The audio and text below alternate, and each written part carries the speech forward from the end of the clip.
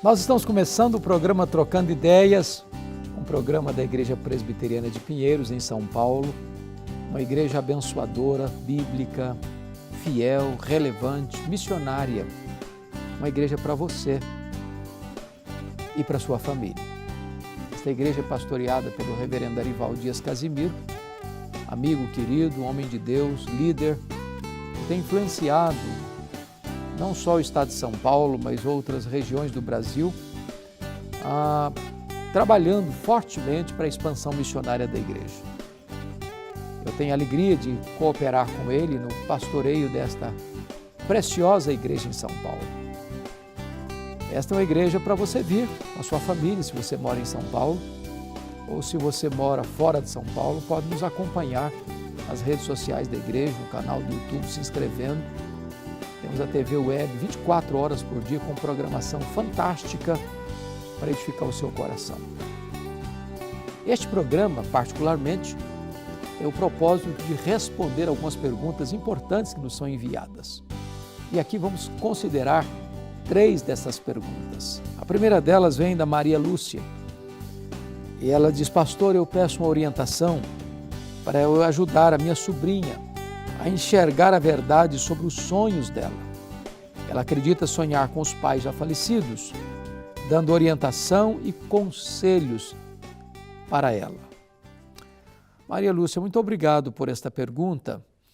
E é preciso aqui orientar a sua sobrinha em algumas coisas. Primeiro, nós não podemos impedir que uma pessoa sonhe, né? Os sonhos são não só involuntários, eles vêm, né? O que nós precisamos é orientar a sua sobrinha do ponto de vista bíblico, que não há qualquer contato, conexão, relacionamento, comunicação entre os mortos e os vivos. Essa não é uma doutrina cristã. Nós podemos depreender isso de vários textos da Bíblia. Por exemplo, quando o filho de Davi, Batseba, morreu, Davi disse: eu irei a ele não virá a mim. Ou seja, um dia Davi iria de morrer também. Mas o filho que morreu jamais voltaria a comunicar-se com Davi. Não há comunicação entre os mortos e os vivos. Está lá em Hebreus 9, 27, ao homem está ordenado morrer uma só vez, vindo depois disto o juízo. Lá em Lucas 16, há o registro do rico e do Lázaro. O Lázaro morreu, foi levado para o seio de Abraão, o rico morreu, foi sepultado, no inferno estando em tormentos, viu ao longe Abraão no seu seio. Disse: pai Abraão, manda Lázaro molhar o dedo aí e vir refrescar minha língua, porque estou atormentado nestas chamas. E a resposta foi: há um grande abismo entre nós e vós. Os que estão lá não podem passar para cá, nem os daqui para lá, passar para lá. Não tem como comunicar mais. É claro que a Bíblia nos ensina também que Deus abomina a necromancia, a consulta aos mortos. A Bíblia diz que Deus matou Saul porque ele consultou uma pitonisa, uma feiticeira, uma necromante. Então, o fenômeno pode até acontecer, um espírito baixar, de escutar a voz de um ente querido que morreu, e parece que tudo aquilo ali, mas tudo isso são espíritos enganadores para escravizar as pessoas, atormentar as pessoas e tirar delas a lucidez e a tranquilidade espiritual. A segunda pergunta vem do Fernando. Se Deus é tão perfeito, por que criou algo tão imperfeito, permitindo dor, sofrimento e atrocidades diárias? Bom, Fernando, primeiramente, Deus não criou o mundo imperfeito. Está escrito lá em Gênesis 1:31, que depois que Deus criou todas as coisas e coroa esta criação com a sua obra-prima, o homem e a mulher, à sua imagem e à sua semelhança, viu Deus que tudo era muito bom. Muito bom. Entretanto, seres livres no mundo angelical se rebelaram contra Deus e houve a queda dos anjos. E Lúcifer deixa de ser um anjo de luz para ser Satanás. O homem foi criado livre, com capacidade de escolhas morais, tentado por Satanás, pelo diabo.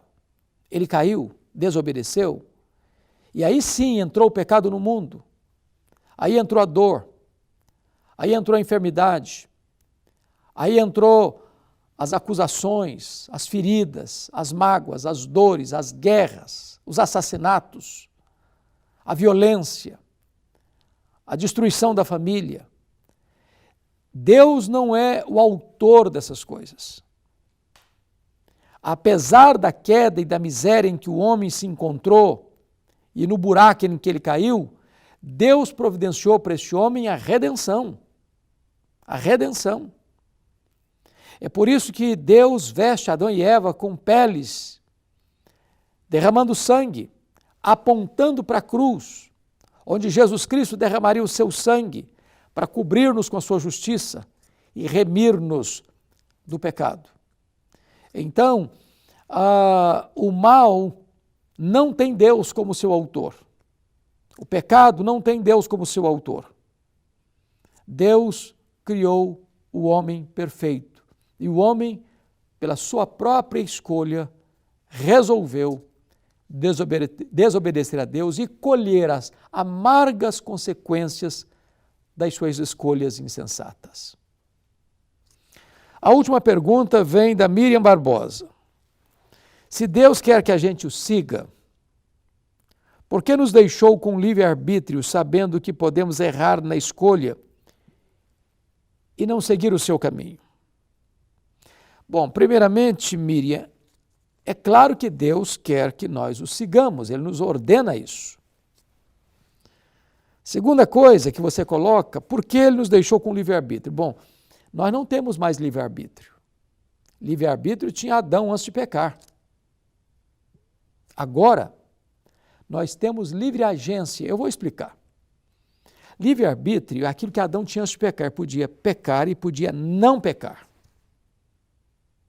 Hoje, nós só podemos pecar. E eu explico. Por exemplo, se você e eu tomarmos a seguinte decisão hoje, a partir de hoje eu não peco mais, você conseguiria levar a cabo essa decisão? Claro que não. Claro que não. Nós pecamos por palavras, nós pecamos por obras, nós pecamos por omissão, nós pecamos por pensamentos. Então hoje o homem é escravo do pecado. Os teólogos chamam isso de depravação total. Não tem nenhuma área da nossa vida que não tenha sido afetada pelo pecado. A nossa razão, a nossa emoção, a nossa vontade, o nosso corpo, a nossa alma, todo o nosso ser afetado pelo pecado. Não há homem que não peque. Todos pecaram e destituídos estão da glória de Deus. Não há justo nenhum sequer. É por isso que a salvação é uma obra exclusivamente da graça de Deus. A não ser que Deus nos salve, nós pereceríamos, estamos mortos nos nossos delitos e pecados, até que Jesus nos dê vida.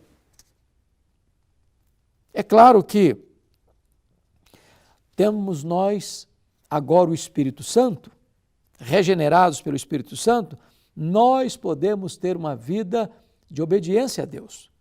Porque agora Deus mesmo escreve a sua lei no nosso coração e não em tábuas de pedras. Pelo Espírito Santo e não com tinta.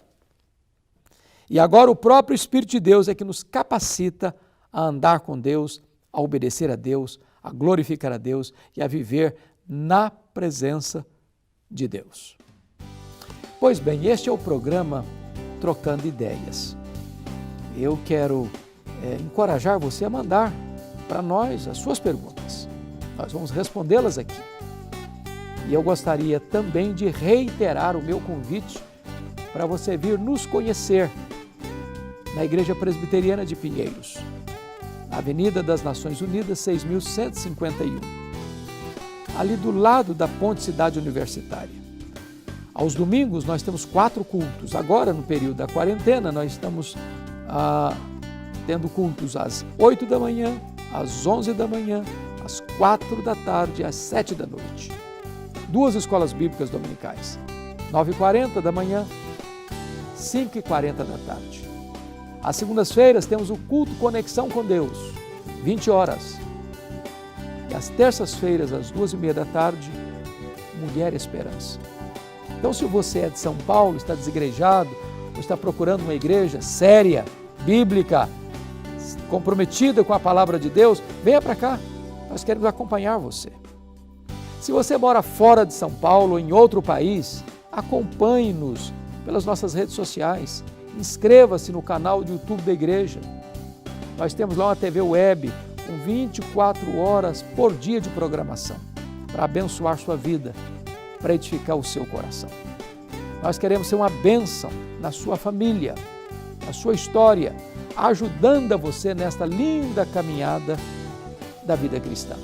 Deus abençoe sua vida, Deus abençoe sua família e até o nosso próximo programa, se Deus quiser.